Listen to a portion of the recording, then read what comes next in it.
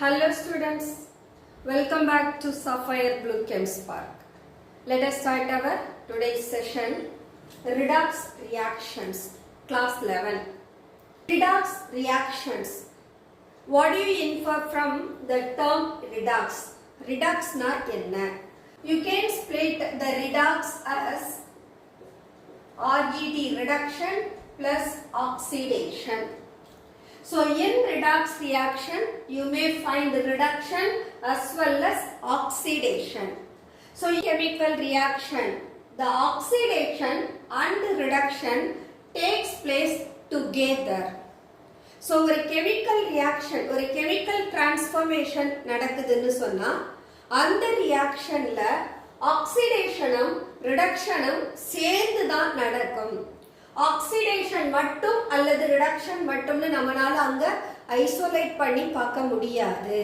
So in a chemical transformation or in a chemical reaction, அங்க oxidation ரியாக்ஷனும் reduction ரியாக்ஷனும் சைமல்டேனியஸா நடந்ததுன்னா such reactions are said to be redox reactions. So most of the chemical reactions that follow redox reaction. Redox reactions oda applications enna?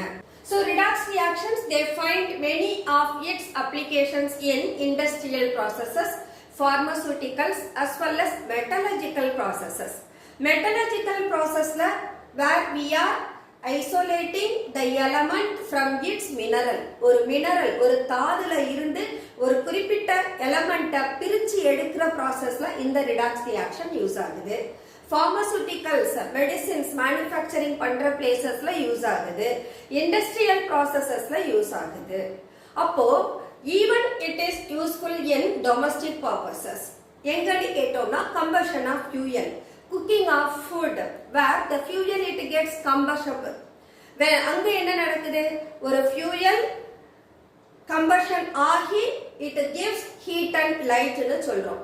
அப்ப during the combustion of fuel that actually takes place redox reaction. அதே போல liquid hydrogen is used as rocket fuel னு சொல்றோம். அங்க rocket fuelல liquid hydrogen use பண்ற போதும் that hydrogen undergoes redox reaction. Or the ozone layer, ozone layerல depletion நடக்குதுன்னு சொல்றோமா? That depletion of ozone layer is also due to the cause of redox reactions. Redox reaction, it finds its many of its applications. So அந்த applications base பண்ணி redox reactions னா எப்படி இருக்கும், அதை எப்படி define பண்ணனும் அப்படின்றத இந்த செஷன்ல நாம டிஸ்கஸ் பண்ண போறோம். So let us write what is redox reaction. When oxidation and reduction takes place simultaneously in a chemical reaction. How will you define oxidation reaction? Let us find the classical idea of oxidation and reduction reaction. So oxidation அப்படினு சொன்னா there would be either addition of oxygen or electronegative element. அல்லது removal of hydrogen or electropositive element. So ஒரு chemical reactionல oxygen add பண்ணாலோ அல்லது ஒரு electronegative எதிர்மின் தன்மையுள்ள ஒரு தனிமத்தை add பண்ணாலோ அது oxidation னு சொல்லலாம். அதே removal of hydrogen or ஒரு electropositive element remove பண்ணாலோ அதை நாம என்னன்னு சொல்லலாம்? oxidation னு சொல்லலாம். அப்போ இந்த example we can find sulfur plus O2 it gives sulfur dioxide. sulfur oxygen ஓட சேர்ந்து sulfur dioxide கொடுக்குது. So என்ன பண்ணிருக்கோம்? Oxygen is added to sulfur. So addition of oxygen. It is called oxidation. Or chlorine is added to magnesium. So addition of electronegative element. So it is called magnesium chloride. So addition of chlorine to magnesium. So that makes addition of electronegative element also oxidation reaction. அதே நம்ம in terms of hydrogen ல சொன்னோம்னா there would be removal of hydrogen or removal of electropositive element. See hydrogen sulfide எடுத்துருக்கோம் oxygen. இங்க hydrogen sulfide into water where sulfur என்ன ஆயிடுச்சு? remove ஆயிடுச்சு. அப்ப இங்க in hydrogen sulfide we are removing the hydrogen. So removal of hydrogen is also oxidation. classical idea படி we can say oxygen add பண்ணாலோ hydrogen remove பண்ணாலோ அல்லது ஒரு electronegative element add பண்ணாலோ ஒரு electropositive element remove பண்ணாலோ that is said to be oxidation. அப்ப reduction எப்படி சொல்லணும்? அப்படியே opposite சொல்லணும். இங்க addition of oxygen அதுக்கு பதிலா இங்க addition of hydrogen. இங்க addition of electronegative element இங்க addition of electropositive element. Oxidation la removal of hydrogen or reduction la removal of oxygen. So ஒரு oxidation la நாம எப்படி in terms of electropositive or electronegative element la சொல்றோமோ அது அப்படியே opposite நாம reduction reaction க்கு consider பண்ணலாம். அப்போ in terms of hydrogen reduction is termed as addition of hydrogen. hydrogen இல்லாம வேற elementல சொல்லணும்னா electropositive element. So reduction reaction in which addition of hydrogen நடக்கணும் அல்லது ஒரு electropositive element add பண்ணணும். That reaction is said to be reduction. oxygen ஒடுக்கம்னு சொல்றோம். For example, copper 2 oxide with hydrogen it gives copper and water. So இங்க என்ன பண்ணிருக்கோம்? The hydrogen is added to oxygen. Addition of hydrogen. Mercuric oxide எடுத்துக்கலாம். Removal of oxygen is also reduction. See that mercuric oxide into mercury plus oxygen. இங்க என்ன நடந்திருக்கு? Removal of oxygen. So the first case la addition of hydrogen. The second case la removal of oxygen. So here we can say this is addition of hydrogen. Next case CH2 double bond CH2. This is ethene. To ethene hydrogen is added. About to the ethene molecule you are adding the hydrogen, it turns into ethane. So here also hydrogen is added. அப்போ ethene ரெனாகிருக்கு reduce ஆகுதுன்னு சொல்றோம். அப்ப reduction reaction ஒன்னு addition of hydrogen னு சொல்லலாம் அல்லது removal of oxygen னு சொல்லலாம். இதே நாம removal of oxygen க்கு பதிலா we can say even removal of electronegative element. அப்ப என்ன ஈக்குவேஷன் எடுத்துக்கலாம்? iron 3 chloride with the hydrogen it forms iron 2 chloride and hydrogen chloride. ferric chloride ferrous chloride ஆ மாறுது. அப்ப இங்க இருந்து நாம யாரை ரிமூவ் பண்ணியிருக்கிறோம்? ஹாலோஜனை ரிமூவ் பண்றோம். see that Cl3 is into Cl2. அப்ப இங்க we have removed electronegative element. So according to the classical idea reduction reaction அப்படினா ஒன்னு addition of hydrogen or addition of electropositive element, removal of oxygen or removal of electronegative element. That is what reduction reaction. But already we said according to the statement ஒரு chemical reactionல oxidation தனியாவும் reduction தனியாவும் carry out ஆகாது. ஒருத்தர் oxidise ஆனாங்கன்னா சைமல்டேனியஸா இன்னொரு element reduction ஆவாங்க. அப்போ அதை தான் நாம redox ரியாக்ஷன்னு சொல்றோம். அப்ப இங்க கிளாசிக்கல் ஐடியா படி ஒன்னு ஆக்சிடேஷனை பத்தி மட்டும் டிஸ்கஸ் பண்றோம், இல்லைனா ரிடக்ஷன் பத்தி மட்டும் டிஸ்கஸ் பண்றோம். பட் ஆக்சுவலி இந்த ரியாக்ஷன்ஸ் எல்லாத்துலயுமே ஆக்சிடேஷன் ரியாக்ஷனும் நடந்திருக்கும், ரிடக்ஷன் ரியாக்ஷனும் நடந்திருக்கும். அப்போ இந்த கிளாசிக்கல் ஐடியா ஆக்சிஜன் ஹைட்ரஜன் இல்லாம காமனா ஒரு எலக்ட்ரான் டிரான்ஸ்ஃபர் வழியா டிஸ்கஸ் பண்ணோம்னா where we can identify how the reaction that redox reaction carry out ஆகுதுன்றதை தெரிஞ்சுக்கலாம். அப்போ ஒரு ரிடாக்ஸ் ரியாக்ஷன்ல எலக்ட்ரான் டிரான்ஸ்ஃபரை வச்சு ஒரு கெமிக்கல் ரியாக்ஷனை நாம எக்ஸ்பிளைன் பண்றோம் அப்படின்னா எலக்ட்ரான் டிரான்ஸ்ஃபர் என்ன மாதிரியான காம்பவுண்ட கொடுக்கும்? அயானிக் காம்பவுண்ட கொடுக்கும். சோ டோட்டலா ரெண்டு எலிமெண்ட் கம்பைன் ஆகிற போது ஒருத்தர் தன்னோட எலக்ட்ரானை டோட்டலா இன்னொருத்தருக்கு என்ன பண்ணிடுவாங்க? டிரான்ஸ்ஃபர் பண்ணிடுவாங்க. அப்போ ஒருத்தர் அங்க எலக்ட்ரானை லூஸ் பண்ணுவாங்க, இன்னொருத்தர் எலக்ட்ரானை கெயின் பண்ணுவாங்க. அப்படி எலக்ட்ரான் டிரான்ஸ்ஃபர் நடக்கிற போது எலக்ட்ரானை லூஸ் பண்றவங்களுக்கு பாசிட்டிவ் சார்ஜ் வரும், எலக்ட்ரானை கெயின் பண்றவங்களுக்கு நெகட்டிவ் சார்ஜ் வரும்.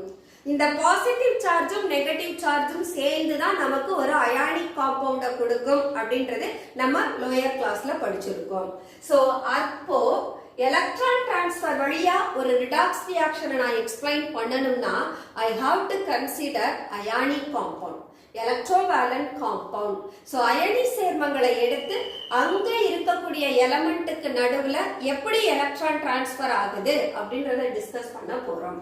See, sodium it reacts with chlorine to form sodium chloride. இது ஒரு அயானிக் காம்பவுண்ட். இந்த அயானிக் காம்பவுண்ட்ல எலக்ட்ரான் டிரான்ஸ்ஃபர் நடக்கணும்னு சொல்லிட்டோம். அப்ப sodium it loses one electron that changes into Na+. Then chlorine that gains one electron it changes into Cl-. But in my reaction எத்தனை chlorine இருக்காங்க? 2 chlorine are there. அப்ப நான் என்ன எடுத்துப்பேன்? Cl2 னு எடுத்துப்பேன். அப்ப 2 chlorine it requires 2 electron. அப்போ 2 electronையும் gain பண்ணி 2 Cl- ஆ மாறிடும். பட் சோடியம் எத்தனை எலக்ட்ரானை தான் கொடுத்தது? ஒரு எலக்ட்ரான். அப்ப நான் என்ன செய்றேன்? இந்த சோடியமை 2 டைம்ஸ் மல்டிப்ளை பண்ணேனா I can get 2 electron.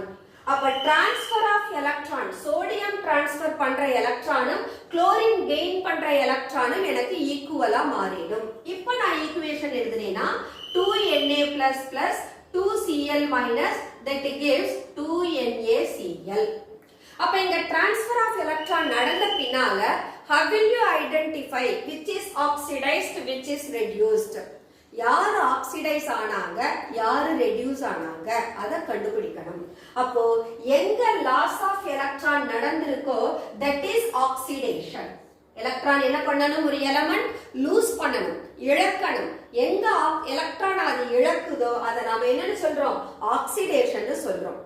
யார் எலக்ட்ரானை கெயின் பண்ணிக்கிறாங்களோ அந்த எலிமெண்ட் என்ன ஆகுது? ரெடியூஸ் ஆகுது. So gain of electron reduction. அப்ப என்ன சொல்லலாம்? Sodium is oxidized and chlorine is reduced சொல்லலாமா? Sodium is oxidized, chlorine is reduced. So in this reaction redox reaction takes place. ஏன்னா ஒருத்தர் ஆக்சிடைஸ் ஆயிருக்காங்க, சைமல்டேனியஸா இன்னொருத்தர் ரெடியூஸ் ஆகியிருக்காங்க. So this reaction is a redox reaction. அப்ப in terms of electron transfer, oxidation is defined as the element which undergoes the cation. ஒரு element electron loose பண்ணி அதோட positive சார்ஜா மாறும். அப்ப loss of electron is referred as oxidation. The other element that gains electron and it changes into anion. அப்போ எந்த element எலக்ட்ரானை வாங்கிட்டு ஆனியானா மாறுதோ that is said to be reduction. Similarly you can take sodium and oxygen. இந்த ரியாக்ஷன்ல நாம sodium oxygen consider பண்றோம்னா sodium has to lose the electron, it changes to Na++ electron. Oxygen that gains electron, but oxygen requires 2 electron. அப்ப oxygen gains 2 electron, it changes to O2-. But sodium can give only 1 electron. அப்ப என்ன பண்ணணும்? ஆட்டோமேட்டிக்கா we have to multiply that sodium by 2. So இந்த ரியாக்ஷன்ல ஈக்குவேஷனை நாம balance பண்ற போது you may find there are 2 oxygen. அப்ப Na2O sodium oxide I have to multiply by 2. Sodium 4 times ஆயிடும். அப்ப இங்க 4 times. அப்ப நான் என்ன பண்றேன்? I am going to take 4Na. அப்ப 4Na ஒரு சோடியம் ஒரு எலக்ட்ரானை கொடுத்தா 4 சோடியம் that gives 4 electron. இந்த 4 எலக்ட்ரானை யார் ரிசீவ் பண்றாங்க? O2. அப்ப O2 plus you can write 4 electron that forms 2O2-. 2O2-. ஒரு ஆக்சிஜனுக்கு 2-. அப்ப ரெண்டு ஆக்சிஜனுக்கு 2 2s are 4 ரைட்டா? அப்போ transfer of electron charge balance ஆகுதா பாருங்க. 4 positive 4 negative, it is balanced. அப்ப இங்க என்ன சொல்லலாம்? Sodium is oxidised, oxygen is reduced. So it forms sodium oxide. Similarly you can write it for nitrogen. Sodium with nitrogen, there sodium it forms sodium nitrate, Na plus N2 that forms Na3N.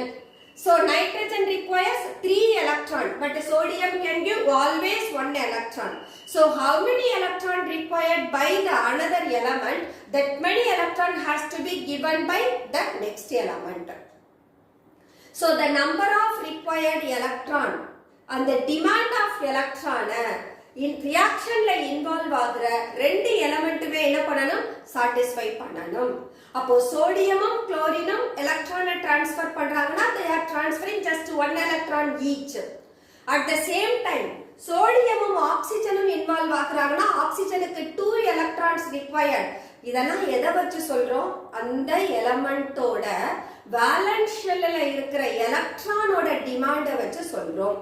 For example chlorine, அதோட valence ஷெல்ல 7 electron இருக்கும். Oxygen valence shell has 6 electron. Nitrogen valence shell has 5 electron. அப்போ இந்த element எல்லாமே it needs to achieve their octet structure. 8 electron அவங்களுக்கு வேணும். அந்த 8 electron satisfy பண்றதுக்காக தான் they require, they need the respective number of electron. அப்ப குளோரினுக்கு ஒரு எலக்ட்ரான் போதும்னு ஏன் சொல்றோம், because it needs one more electron to make it 8. அதே ஆக்சிஜனுக்கு 2 எலக்ட்ரான்ஸ் வேணும், ஏன்னா ஆல்ரெடி it has 6 எலக்ட்ரான் அதோட வேலன்ஸ் ஷெல்ல இருக்கு. இன்னும் ஒரு 2 எலக்ட்ரான்ஸ் நாம ப்ரொவைட் பண்ணோம்னா that becomes 8. That's why oxygen requires 2 electron னு சொல்றோம். Similarly nitrogen, it has 5 electron already அவங்க கிட்ட இருக்கு. இன்னும் ஒரு 3 electron அது gain பண்ணா that makes it 8. This is what, அப்போ the element which loses the electron or the element which gains the electron, எத்தனை எலக்ட்ரானை லூஸ் பண்றாங்களோ அத்தனை பாசிட்டிவ் சார்ஜ், எத்தனை எலக்ட்ரானை கெயின் பண்றாங்களோ அத்தனை நெகட்டிவ் சார்ஜை எடுக்கும். சோ ஒரு chemical ரியாக்ஷன்ல transfer of electron between the element should always be same.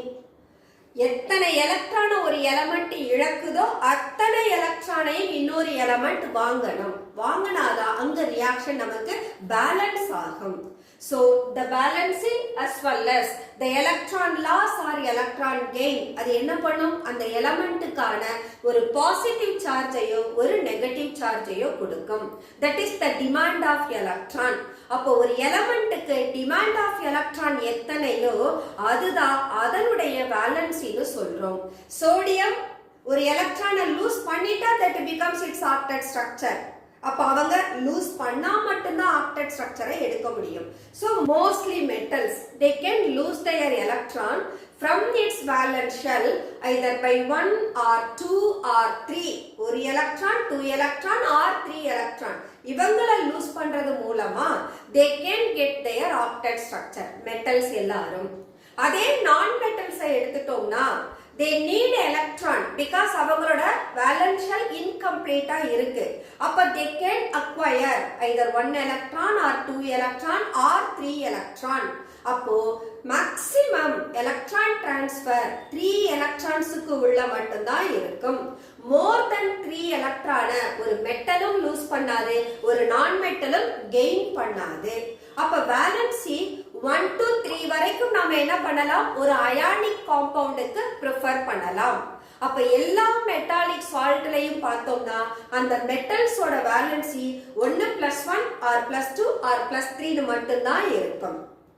அதே நாம அடுத்த கேஸ் கோவாலன்ட் காம்பவுண்டுக்கு போனோம்னா அங்க என்ன நடக்கும், ஷேரிங் ஆஃப் எலக்ட்ரான் நடக்கும். ஒரு காம்பவுண்ட ஃபார்ம் பண்றதுக்கு 2 எலிமெண்ட் ரிக்வயர் அப்படின்னா those 2 element can share their electron mutually.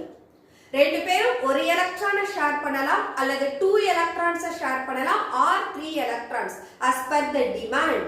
அங்கேயும் வேலன்ஸ் ஷெல்ல தான் பார்ப்போம். அந்த வேலன்ஸ் ஷெல் 8 எலக்ட்ரானை ரீச் பண்றதுக்கு எத்தனை எலக்ட்ரானை both the atoms the combined element share பண்ணணுமோ அப்படி ஷேர் ஆகும். அப்போ oxidation redox reactions in terms of electron transfer la kudukra pode we are taking the compounds of the type ionic compound அல்லது electrovalent compound னு இவங்கள சொல்லலாம். அங்கதான் electron transfer நடக்குது. இப்ப sharing of electron பத்தி பேசணும்னா we have to go with covalent compound. Add ஆகுறவங்க ரெண்டு பேரும் ஈக்குவலா எலக்ட்ரானை கொடுத்துக்கிட்டாங்கன்னா they can make a bond. That is covalent bond. Okay. So we discussed redox reactions in terms of classical idea as well as in terms of electron transfer. இப்ப அடுத்து எந்த concept எடுத்துக்க போறோம்னா we are going to take in terms of oxidation number. Oxidation number na என்ன? இங்க transfer of electron இல்ல, already I said covalent compound, அப்ப அங்க sharing of electron தான் இருக்கும். Sharing of electron அப்படின்ற போது you can't able to separate the element. இங்க இவங்க பாத்தீங்கன்னா ions, Na plus ion, Cl minus ion அப்படின்னு I can mention. But compoundல covalent compoundல வர்ற போது the bonded atoms they get their shared electron between them. அப்போ எத்தனை pairs of electron அவங்க share பண்ணிக்கிறாங்களோ that makes its oxidation number. So in terms of oxidation number, first of all oxidation number அப்படின்றது it is upon the electron shift. ஒரு covalent compound form ஆகணும்னா the element has to share its electron mutually. Mutual in the sense they have to share equal number of electron. Hydrogen ஒரு எலக்ட்ரானை கொடுத்தா the chlorine has to give one more electron. அப்பதான் ஒரு chemical bond form பண்ண முடியும். So ஒரு chemical bond form பண்றதுக்கு minimum it requires 2 electron.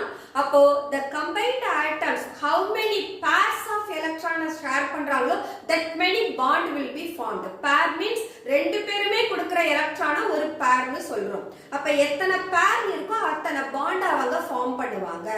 We know ionic compoundல multiple bond இருக்காது, but covalent compoundல நமக்கு multiple bond இருக்கும். Single bond, double bond, triple bondனு நாம find out பண்ணுவோம்.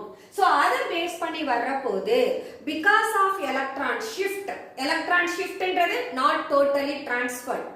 ஹைட்ரஜன் கிட்ட இருக்கிற எலக்ட்ரான் இப்ப குளோரின் பக்கத்துல இருக்கும். அப்ப எலக்ட்ரான் கொஞ்சம் ஷிஃப்ட் ஆகி இருக்கு. அப்ப அந்த ஷிஃப்ட் ஆகிற போது less electronegative element க்கு positive charge வந்துரும், more electronegative element க்கு negative charge போகும். அப்ப the electron which are just away from the less electronegative element but close to the more electronegative element, அதை consider பண்ணி பார்த்தோம்னா we are saying in a covalent compound the less electronegative gets a positive charge and more electronegative gets a negative charge. அப்ப இங்க பார்க்கலாம் ஹைட்ரஜனும் ஆக்சிஜனும் react பண்றாங்க. இந்த oxidation number அதோட elemental ஸ்டேட்ல ஆல்வேஸ் 0. ஏன்னா எலிமெண்ட் எல்லாருமே நியூட்ரல். அப்போ எலிமெண்டல் ஸ்டேட்ல I can take hydrogen oxidation number 0, oxygen oxidation number also 0. இதே நான் காம்பவுண்டுக்கு போற போது hydrogen +1 oxygen -2. Why the number vary? ஏன்னு கேட்டா ஹைட்ரஜனும் ஆக்சிஜனும் ஈக்குவலா ஷேர் பண்ணணும்னு சொன்னோமா? Now let us find. Oxygen valence shell எத்தனை எலக்ட்ரான் இருக்குன்னு சொன்னோம்? 6 electron. So I put over there. இன்னும் oxygen require 2 more electron. அப்போ 2 hydrogen atom they give their electron. அப்போ ஒரு hydrogen plus another hydrogen plus அப்போ 2 plus அப்ப இதுக்கு equal and opposite யாருக்கு? ஆக்சிஜனுக்கு. ஆக்சிஜன் 2 ஹைட்ரஜன்ல இருந்து 2 எலக்ட்ரானை ஷேரிங்ல எடுத்திருக்கு, அதனால it is -2. அப்ப இந்த கெமிக்கல் காம்பவுண்ட் அந்த எலக்ட்ரான் ஷிஃப்ட்னால வரக்கூடிய சார்ஜஸ் நீங்க கம்பேர் பண்ணீங்கன்னா ஈக்குவல் அண்ட் ஆப்போசிட்டா இருக்கும். அதனால the compound is said to be neutral. So water is a neutral molecule. அப்ப ஆக்சிடேஷன் நம்பர் ஆஃப் ஹைட்ரஜன் என்ன அப்படின்னா +1 and that of oxygen -2. This is what oxidation number. வேலன்சியை யூசுவலா நாம எலக்ட்ரான் டிரான்ஸ்ஃபரை வச்சு சொல்லுவோம், டோட்டலா டிரான்ஸ்ஃபர் பண்றத. பட் இங்க ஆக்சிடேஷன் நம்பர்ல டோட்டல் டிரான்ஸ்ஃபர் ஆஃப் எலக்ட்ரான் கிடையாது. எலக்ட்ரான்ஸ் பீயிங் ஷேர்ட், யாருக்கு இடையில ரெண்டு பேருமே நான் மெட்டலா இருப்பாங்க. இங்க கோவலன்ட் காம்பவுண்ட்ல பார்த்தோம்னா அந்த காம்பவுண்ட் எல்லாருமே formed from the non-metal. And the non-metals they are differing in their electronegative value. அப்ப less electronegative அது first part ஆ இருக்கும், more electronegative compound ஓட second part ஆ இருக்கும். அதை தான் நாம represent பண்றோம் H2O. அப்ப OH2 நம்மளால என்ன செய்ய முடியாது, எழுத முடியாது. That is the rule. always the compound oda formula represent பண்ற போது less electronegative to more electronegative. So hydrogen oxygen அப்படிதான் water represent பண்ண முடியும். So we are writing H2O. Similarly you can find HCl. Hydrogen and chlorine என்ன oxidation number 0 because they are in their elemental state. Elemental stateல அவங்களுக்கு 0 oxidation state. Now chlorine it has 7 electron in its valence shell. Hydrogen it has only 1 electron. அப்ப நான் என்ன எழுதனா chlorine 7 electron, hydrogen it shares its 1 electron, so that makes HCl. அப்ப hydrogen ஒரு எலக்ட்ரானை தான் share பண்ணுது, chlorine ஒரு எலக்ட்ரானை தான் கெயின் பண்ணுது. ஷேரிங் ஆஃப் எலக்ட்ரான் சேமா இருக்கு. அப்ப ஹைட்ரஜனோட ஆக்சிடேஷன் நம்பர் +1, குளோரினோட ஆக்சிடேஷன் நம்பர் -1. ஆக்சிடேஷன் நம்பர் சொல்ற போது பிளஸ் மைனஸ் ஓட சேர்த்து தான் சொல்லணும், ஜஸ்ட் நம்பரா சொல்ல கூடாது. அப்ப ஹைட்ரஜன் +1, குளோரின் -1. சிமிலர்லி ஒரு காம்பவுண்டை எடுத்துக்கங்க. First 2 கேसेसல we got water and hydrogen chloride from hydrogen oxygen or hydrogen chlorine. இதே நான் காம்பவுண்ட்ல எடுத்துக்கிட்டேனா there also I have to identify where the oxidation number changes. In methane hydrogen is less electronegative, carbon is more electronegative. அப்ப carbon hydrogen methane எழுதுறோம். அப்ப இந்த CH4 ல ஹைட்ரஜனுக்கு +1, கார்பனுக்கு 4 hydrogen இருக்கு. அப்ப 4 into +1 +4. அப்ப அதுக்கு ஈக்குவல் அண்ட் ஆப்போசிட் யாருக்கு வந்துரும்? கார்பனுக்கு வந்துரும். அப்ப carbon -4. This methane it reacts with chlorine. Chlorine neutral, so it is 0. Now methane is into carbon tetrachloride. Chlorine என்ன oxidation state? -1. இங்க carbon tetrachloride ல chlorine is more electronegative than carbon. அப்ப chlorineக்கு -1 வரும், கார்பனுக்கு பிளஸ்ல வரும். How many chlorine I have? 4. அப்ப 4 into -1 -4. அப்ப கார்பனுக்கு என்ன charge? +4 charge. So carbon gets +4. See that? Methane ல -4 stateல இருந்த கார்பன் tetrachloride போற போது that takes +4 state. அப்ப இங்க ஆக்சிடேஷன் நம்பர் வேரி ஆகுதா? அப்ப கார்பன் -4 ஸ்டேட்லயும் இருக்கலாம், +4 ஸ்டேட்லயும் இருக்கலாம். யார டிபெண்ட் பண்ணி? அது கூட கம்பைன் ஆகி இருக்கிற எலிமெண்டோட எலக்ட்ரோ நெகட்டிவிட்டியை டிபெண்ட் பண்ணி அதோட வேல்யூ மாறலாம். ஹைட்ரஜன் +1, இங்கேயும் +1 தான். குளோரின் -1, குளோரினுக்கு -1 தான். I told ஒரு காம்பவுண்ட ரெப்ரசன்ட் பண்ற போது லெஸ் எலக்ட்ரோ பாசிட்டிவ்ல இருந்து மோர் எலக்ட்ரோ பாசிட்டிவ் போகணும்னு. பட் மீத்தேன்ல first more electronegative element வந்து லெஸ் எலக்ட்ரோ பாசிட்டிவ் வந்திருக்கு. கார்பனோட காம்பவுண்ட ரெப்ரசன்ட் பண்றதுல மட்டும் இது ரிவர்ஸ்ல இருக்கும். So this is what. அப்போ according to ஆக்சிடேஷன் நம்பர் ஒரு ஆக்சிடேஷன் ரியாக்ஷனையும் ரிடக்ஷன் ரியாக்ஷனையும் எப்படி டிஃபைன் பண்ணலாம்? You can find the 0 to +1. என்ன ஆகிருக்கு? Oxidation number increases. Oxygen 0 to -2. என்ன ஆகிருக்கு? Oxidation number decreases. So here oxidation number decreases, here oxidation number increases. அப்ப oxidation number increase ஆனதுனா that element is said to be oxidized. Oxidation number decrease ஆனதுனா that element is said to be reduced. So we can say hydrogen oxidized to water, oxygen reduced to water. Similarly, hydrogen in HCl +1 state க்கு போயிருக்கு. அப்ப hydrogen 0 to +1 oxidized. Chlorine 0 to -1 that is reduced. அப்ப hydrogen oxidized to hydrogen chloride, chlorine reduced to hydrogen chloride. Methane oxidation number யாருக்கு increase ஆகிருக்கு? -4 ல இருந்து +4. So carbon அப்ப என்ன சொல்லணும்? Methane oxidized to carbon tetrachloride. Chlorine 0 ல இருந்து -1 ஆயிருக்கு. அப்ப chlorine is reduced to carbon tetrachloride. Chlorine carbon டெட்ராக்ளோரைட்ல மட்டும் -1 ஸ்டேட்ல இல்ல, குளோரின் எங்கேயும் -1 ஸ்டேட்ல இருக்கு, HCl லயும். அப்ப இங்கேயும் நாம என்ன சொல்லலாம்? Chlorine reduced to carbon tetrachloride and hydrogen குளோரைட்னு சொல்லலாம். அப்ப in terms of oxidation number, the increase in oxidation number, where the element it finds its increase in oxidation number, reactant la irundhu product paakurappo, that element is said to be oxidized.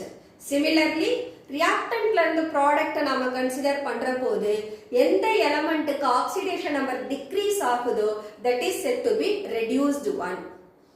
Is the oxidation number highly helpful where the reaction finds more complexity?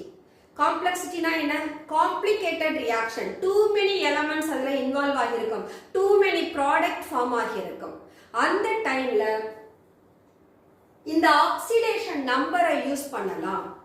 Because எந்த மாதிரியான complexity அந்த reactionக்கு இருந்தாலும் one of the element will be oxidized, the other element will be reduced. அப்ப அங்க ரெண்டே element, only the two element that decides the reaction. அந்த element யாருன்னா oxidize ஆறவங்களும் reduce ஆறவங்களும். அப்ப எந்த element oxidize ஆகுது, எந்த element reduce ஆகுதுன்றத first of all we have to find out. அதை find out பண்றதுக்கு we have the set of rules under oxidation number. அந்த rules நாம learn பண்ணிட்டோம்னா we can easily identify oxidation number of every element in a reaction. அப்ப எந்த elementக்கு number vary ஆகுதுன்றதை identify பண்ணோம்னா we can say the increase of oxidation number find out பண்றவங்க oxidized one, decrease of oxidation number find out பண்றவங்க reduced one இருப்பாங்க.